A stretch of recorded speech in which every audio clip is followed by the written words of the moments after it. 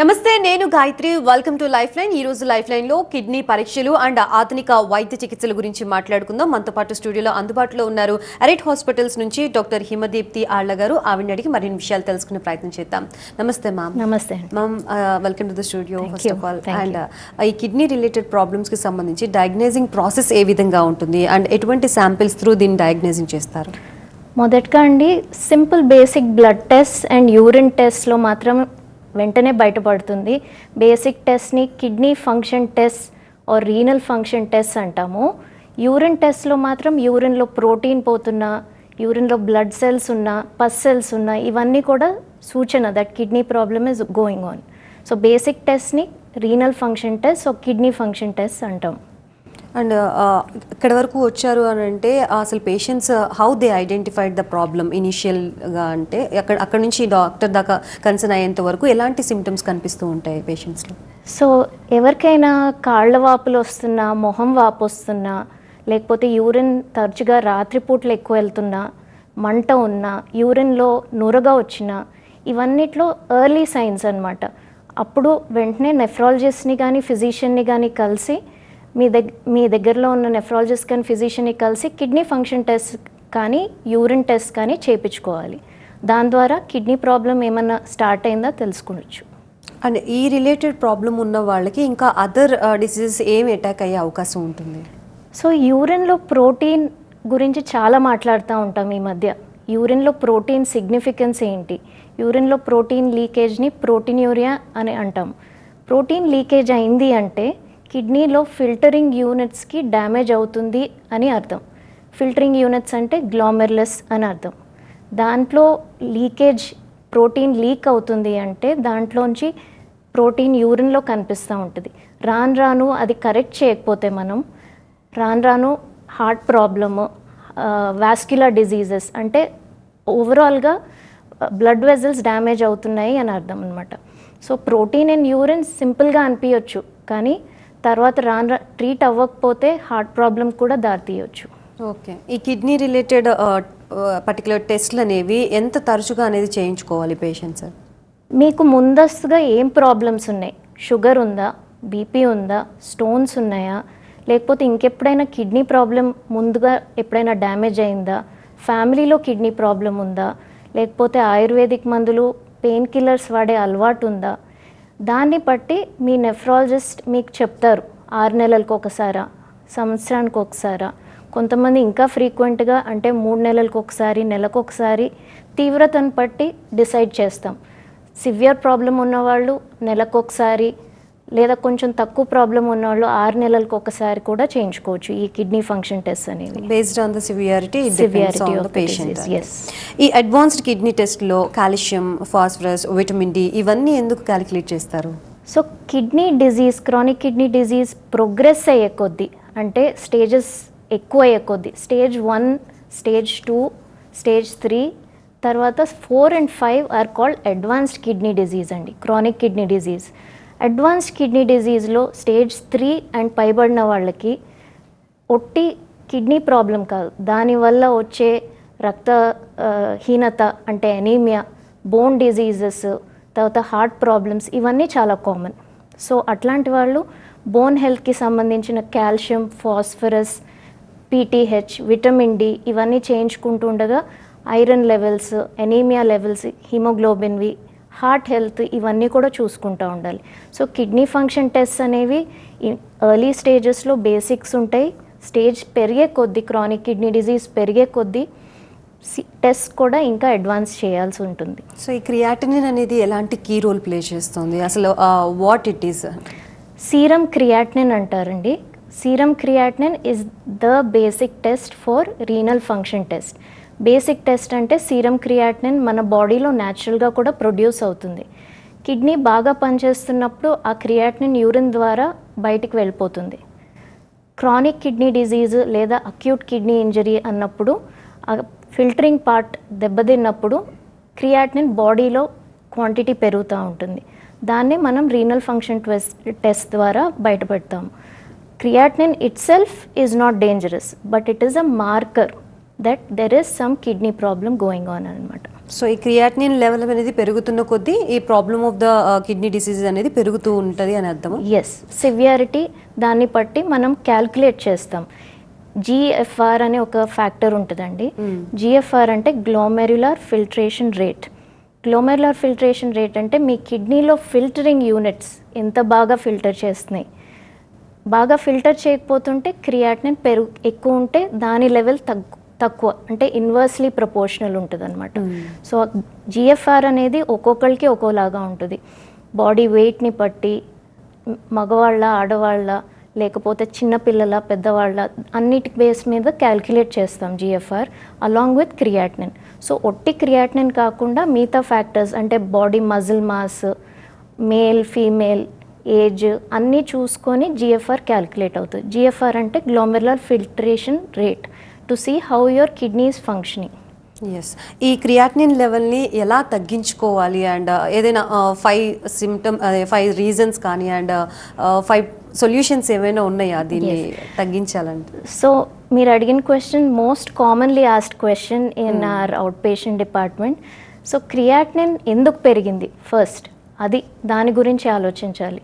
కొంతమందికి అక్యూట్గా పెరిగింది అనుకోండి, ఇన్ఫెక్షన్ అన్నా లేకపోతే డీహైడ్రేషన్ అన్నా, ఇట్లాంటి ఏమైనా కెమికల్ అంటే ఆయుర్వేదిక్ మందులు, పెయిన్ కిల్లర్స్ వాడినందుకు టెంపరీ రైజ్ ఉందనుకోండి, body will heal by itself with support of the doctor.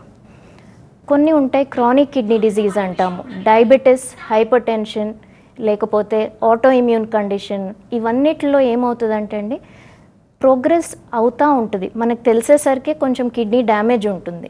So రాను రాను మనం ఆ క్రియాటినిన్ ఒక్కటే ఫోకస్ చేయకూడదు, దానికి పెరగడానికి కారణమైన ఏదైతే డ్యామేజ్ చేస్తుందో డయాబెటిస్ కానీ బీపీ కానీ వాటిని అదుపులోకి తెచ్చుకుంటే క్రియాటినిన్ని కంట్రోల్ చేయగలుగుతాం. క్రానిక్ అయితే, అక్యూట్ కిడ్నీ ఇంజరీలో మాత్రం రివర్సిబిలిటీ ఉంటుంది.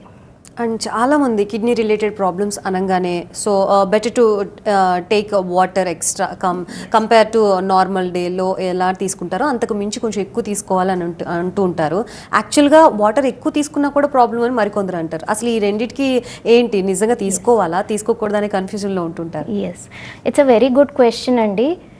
అగైన్ అక్యూట్ కిడ్నీ ఇంజరీ, ఇప్పుడు మీకు డీహైడ్రేషన్ వల్ల వచ్చిన కిడ్నీ ప్రాబ్లం అనుకోండి, లేదా స్టోన్స్ వల్ల వచ్చిన కిడ్నీ ప్రాబ్లం, డీహైడ్రేషన్ వల్ల వచ్చిన ప్రాబ్లం, ఇన్ఫెక్షన్ వల్ల వచ్చిన ప్రాబ్లం అనుకోండి, వాటర్ తోటి కరెక్ట్ అవుతుంది.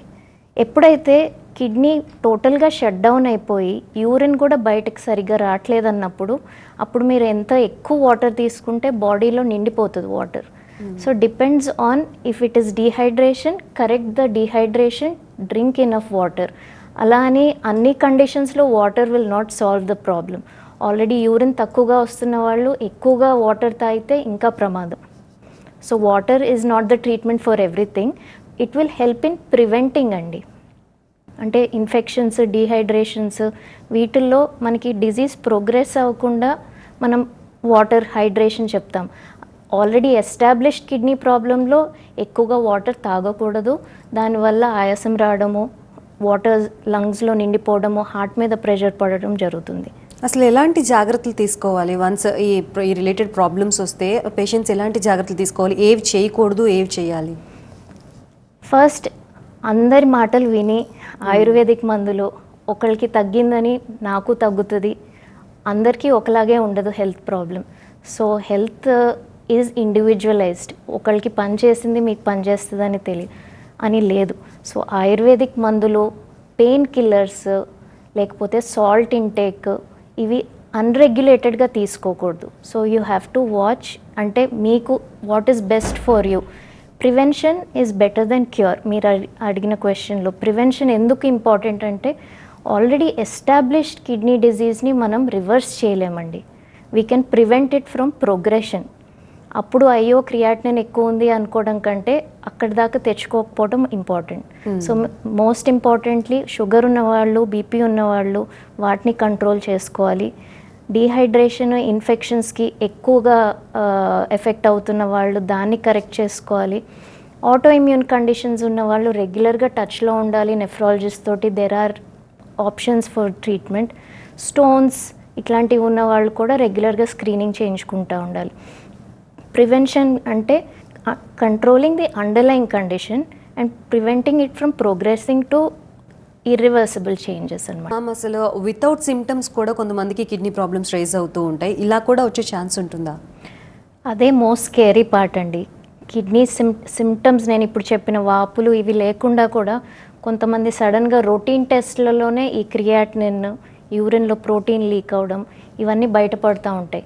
ఎందుకంటే అన్నిసార్లు సిమ్టమ్స్ ఉండవు. క్రియాటినిన్ పెరగడానికి కిడ్నీ ఎంతసేపు it will try to compensate until it cannot. So 80%, 60 to 80% పూర్తిగా డ్యామేజ్ అయ్యే వరకు కొంతమందికి క్రియాటినిన్ కూడా పెరగదు. సటిల్ సైన్స్ ఉంటాయి. అంటే యూరిన్లో ప్రోటీన్ లీకేజ్ అవ్వడం కానీ, బ్లడ్ సెల్స్ వెళ్ళడం కానీ, లేకపోతే ఫెటిక్గా ఉండడం కానీ, బ్రెయిన్ ఫాగ్ ఉండడం కానీ, ఆకలి లేకపోవడం, కాళ్ళ నొప్పులు, ఇవన్నీ సటిల్ సైన్స్. కాకపోతే అది దేనివల్లైనా అయి ఉండొచ్చు. సో అట్లాంటప్పుడు రొటీన్గా టెస్ట్ చేయించుకోవాలి. అందుకే మేము ఎవ్రీ ఇయర్ అరీట్లో స్క్రీనింగ్ క్యాంప్ కండక్ట్ చేస్తూ ఉంటాం. అంటే ఎవరైనా చేయించుకోవచ్చు. రొటీన్ పేషెంట్స్ కాకపోయినా కూడా మీరు రొటీన్గా ఈ kidney function test, urine test చేస్తూ ఉంటే ముందస్తుగానే తెలుసుకోవచ్చు ఏమైనా ప్రాబ్లం ఉంటే. సో ఈ ప్రీ ఫైండ్ అవుట్స్లో తేలిన కేసెస్ ఎన్ని ఉంటాయి అప్రాక్సిమేట్గా? ఒక 100లో ఇప్పుడు ఇండియా ఈజ్ లీడింగ్ అండి వరల్డ్ కిడ్నీ డిజీజ్లో. సౌత్ ఏషియాలోనే చాలా సిగ్నిఫికెంట్ నంబర్స్. మన పాపులేషన్ ఎక్కువ, అలానే కిడ్నీ ప్రాబ్లం కూడా ఎక్కువ. ఇంకా మన తెలుగు రాష్ట్రాల్లో ఉద్దానం నెఫ్రోపతి అనే ఒక కండిషన్ సివియర్గా ఉంది శ్రీకాకుళం ఏరియాలో. ఎందుకు కిడ్నీ ప్రాబ్లం వస్తుందో తెలియదు, కానీ చాలామంది 25% ప్రెవలెన్స్ ఉంది అక్కడ. ఎందుకు ప్రాబ్లం అంటే ground water pollution, pesticides, heat ఎక్కువ అవడం వల్ల, రాను రాను గ్లోబల్ వార్మింగ్ వల్ల హీట్ ఎక్కువయ్యి బయట పనిచేసే అంటే లేబర్ వర్క్ చేసేది, ఫార్మింగ్లో పనిచేసే వాళ్ళు ఎక్స్పోజ్ అవుతున్నారు ఈ ఎలిమెంట్స్కి. సో డీహైడ్రేషన్ ఎక్కువ అవుతుంది. అలాగే పొలాల్లో పనిచేసే వాళ్ళకి పెస్టిసైడ్ ఎక్స్పోజర్. ఏ కారణం అయితే కానీ మనకి రీజన్ తెలియకపోయినా ఇట్లాంటి వాళ్ళు ఎస్పెషలీ కొన్ని ఏరియాస్ని టార్గెట్ చేసి అట్లాంటి వాళ్ళకి స్క్రీనింగ్ చేయాలి. స్క్రీనింగ్ అంటే ముందుగానే టెస్ట్ చేస్తే we can prevent it from progression. మందులు ఉన్నాయి టు ప్రివెంట్ ప్రోగ్రెషన్. తెలియకుండా ఉండడం కంటే తెలుసుకొని ఏదైనా మెడిసిన్స్ వాడుకోవడం బెటర్. సో కొంతైనా లైఫ్ స్పాన్ని పెంచుకున్న వాళ్ళు అవుతూ ఉంటారు. అండ్ ఇప్పటి వరకు మనం ఫైండింగ్స్ని, డయాగ్నోజింగ్ ప్రాసెస్ గురించి మాట్లాడుకుందాం. అసలు ట్రీట్మెంట్ ప్రొసీజర్ ఏ విధంగా ఉంటుంది ఈ రిలేటెడ్ ప్రాబ్లమ్కి? Right. So treatment again early and late. Early disease అంటే we will focus on controlling risk factors అండి. అంటే ఇప్పుడు డయాబెటీస్ ఉంటే డయాబెటీస్ని కంట్రోల్ చేస్తాము. BP most important, BP. ఎందుకంటే ఆ ఫిల్టరింగ్ యూనిట్స్ని ప్రొటెక్ట్ చేయాలి. That is what is contributing to glomerular filtration rate.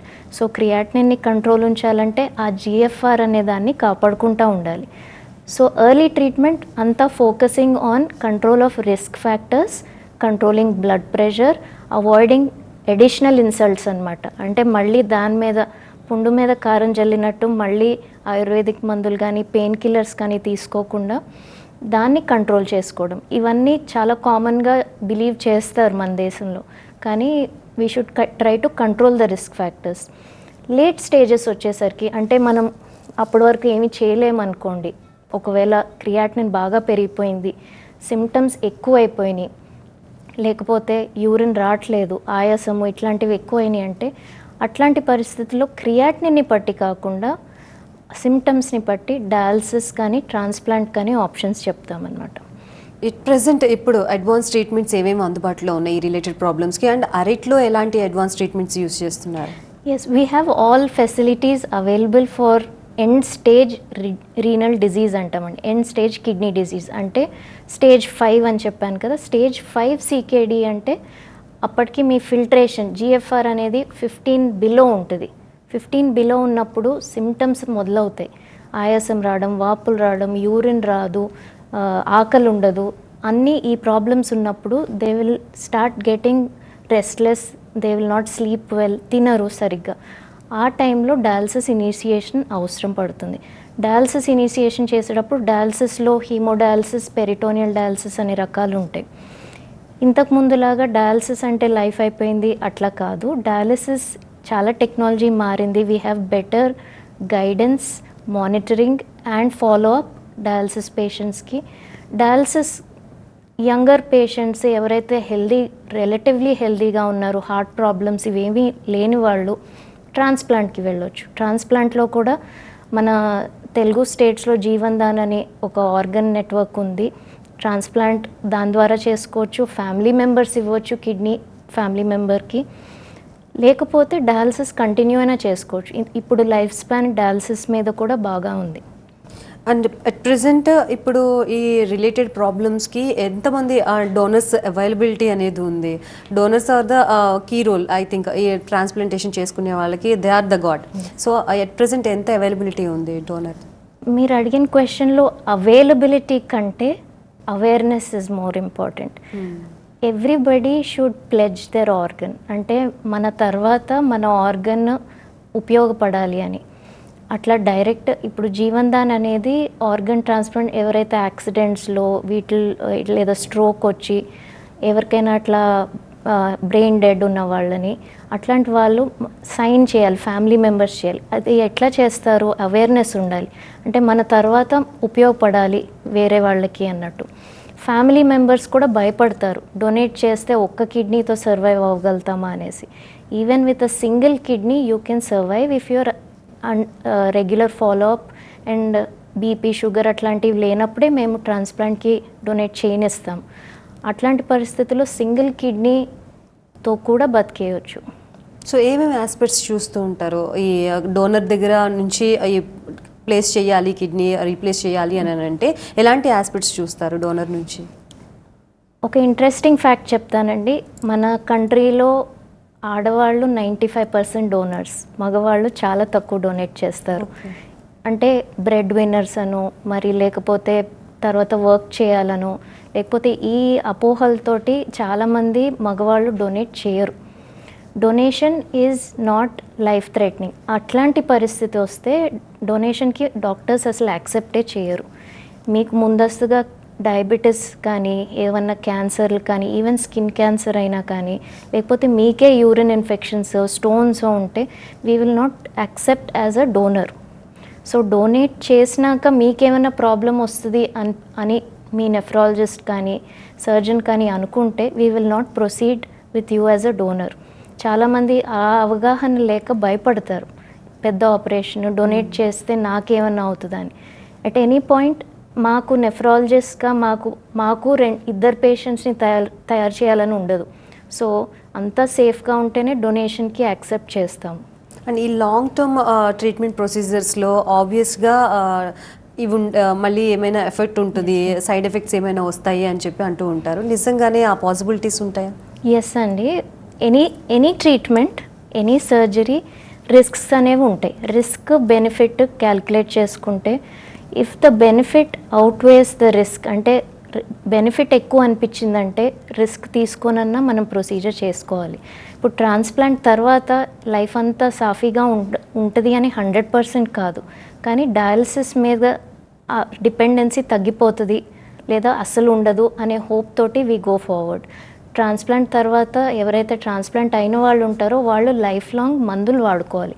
అంటే యాంటీ రిజెక్షన్ మెడిసిన్స్ అంటాం. అంటే ఎంతైనా ఫారెన్ ఆబ్జెక్ట్ని పెట్టినప్పుడు మన బాడీ దాన్ని ఫైట్ చేస్తుంది రిజెక్ట్ చేయడానికి. సో అది అవాయిడ్ చేయడానికి యాంటీ రిజెక్షన్ మెడిసిన్స్ అని వాడతాం. యాంటీ రిజెక్షన్ మెడిసిన్స్ వల్ల కూడా ఇమ్యూనిటీ తగ్గి ఇన్ఫెక్షన్ రావడము, కొత్తగా షుగర్ రావడము, రకరకాల ప్రాబ్లమ్స్ రావడము ఉంటుంది. So everything comes with its good and bad. కానీ డయాలసిస్ కొంతమందికి సహించరు. అట్లాంటి వాళ్ళు ట్రాన్స్ప్లాంట్కి బెటర్ అనిపిస్తే వాళ్ళకి ట్రాన్స్ప్లాంట్లో ఉన్న రిస్క్స్ అండ్ బెనిఫిట్స్, కానీ ఇప్పుడున్న మెడిసిన్స్, ఇప్పుడున్న surgical options, robotic surgeries, laparoscopic surgeries, వీటన్నిటి ద్వారా life span has increased even after transplant.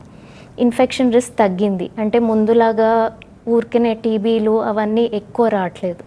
Unless చాలా లో సోషియో ఎకనామిక్ స్టేటస్ ఉంటే తప్పించి పీపుల్ ఆర్ బాగానే ట్రాన్స్ప్లాంట్ తర్వాత కూడా 1 year తర్వాత 96% వరకు సర్వైవల్ ఉంటుంది. రాను యాజ్ యూజువల్ క్యారీ ఆన్ అవచ్చు. కానీ మెడిసిన్స్ లైఫ్ లాంగ్ తీసుకునే కమిట్మెంట్ ఉండాలి ట్రాన్స్ప్లాంట్ చేయించుకున్నాక. సో అండ్ పేషెంట్స్ ఏదైనా చిన్న ప్రాబ్లం వస్తేనే చాలా సఫర్ అయిపోతూ ఉంటారు, దాని గురించి ఆలోచిస్తూ ఉంటారు. అండ్ ఇంత లాంగ్ టర్మ్ రిలేటెడ్ ప్రాబ్లమ్స్ వచ్చినప్పుడు how you handle the patients? And excellent question. I'm very happy that you ask this question because చాలామంది డిజీజ్ గురించి ఆలోచిస్తా దాని చుట్టూతా ఉన్న సోషల్ ఫ్యాక్టర్స్ గురించి చాలా కుంగిపోతారు. అంటే డయాలసిస్ గురించి ఎవరు బయట మాట్లాడదలుచుకోరు, they do not share with other people. అట్లా అని we cannot go into their minds and understand. చాలానే ఇబ్బంది, ఏ డిజీజ్ అయినా, క్యాన్సర్ అయినా, కిడ్నీ డిజీజ్ అయినా, లివర్ ఫెయిలియర్, కిడ్నీ ఫెయిలియర్, అన్ని క్రానిక్ డిజీజెస్లో సైకలాజికల్ ఇంపాక్ట్ చాలా స్ట్రాంగ్గా ఉంటుందండి. My feeling is that they should form support groups. I encourage them to visit the psychologist, and we have a psychologist visiting our unit to discuss their problems. Each person ki individual ga family problems verega untai, financial problems verega untai. Atla ఒక్కొక్కళ్ళకి వాళ్ళకి పర్సనలైజ్డ్గా customised care I strongly believe in. And మీరు చూసిన పేషెంట్స్లో ఇన్స్పైరింగ్గా అనిపించింది ఏంటి? They have to live అని చెప్పేసి వాళ్ళు అనుకుంటుంటారు వాళ్ళ సైడ్ నుంచి. అండ్ ఫ్యామిలీ సపోర్ట్ ఏ విధంగా ఉంటుంది వాళ్ళకి? వాళ్ళు ఒకరి మీద డిపెండ్ అయ్యాల్సిన పరిస్థితే ఉంటుంది ఆబ్వియస్లీ. సో మీరు ఎవరైనా పేషెంట్ని చూసి ఖచ్చితంగా ఈయన లైఫ్ టైంని పెంచాలి అని అనుకున్నది? For every patient that is the goal అండి. లైఫ్ స్పాన్ కంటే quality of life is my goal. అంటే ఇప్పుడు ఎవరైనా మనమైనా 5 సంవత్సరాలు బతకాలా, 10 సంవత్సరాలు బ్రతకాలా అని ఆలోచించడం కంటే ఆ 5 ఏళ్ళు ఎవరి మీద ఆధారపడకుండా బతకడం, అది మనం ఆలోచిస్తాం. ఈవెన్ ఫర్ మై పేషెంట్స్ నేను ఆలోచించేది అదే. వాళ్ళు ఎంత ఇండిపెండెంట్గా ఉండగలుగుతారు, ఆ ఇండిపెండెన్స్ని ఎట్లా ఇవ్వాలి, దీన్ని ఎట్లా టాలరేట్ చేసుకోవాలి. ఐ ప్రిఫర్ సొంతంగా డయాలసిస్కి వచ్చి వెళ్ళడము, సొంతంగా ట్రాన్స్ప్లాంట్ పేషెంట్స్ కూడా విజిట్కి రావడము. Family support absolutely necessary. There is one patient in my unit who I admire because etla ante vallu they come for dialysis by themselves. Every time they visit, they talk to people, వాళ్ళ చుట్టూతా ఉన్న వేరే patients తోటి మాట్లాడడము, and ఒక community feeling, ఒక support group. Share resources, share your story and talk about it. Thank you so much, Dr. Garu, for being here and explaining about all these things. Once again, thank you so much. So చూసారు కదా, ఇది వాళ్ళ life line. మరొక life లైన్తో మళ్ళీ కలుద్దాం. అప్పటి వరకు చూస్తూనే ఉండండి TV9.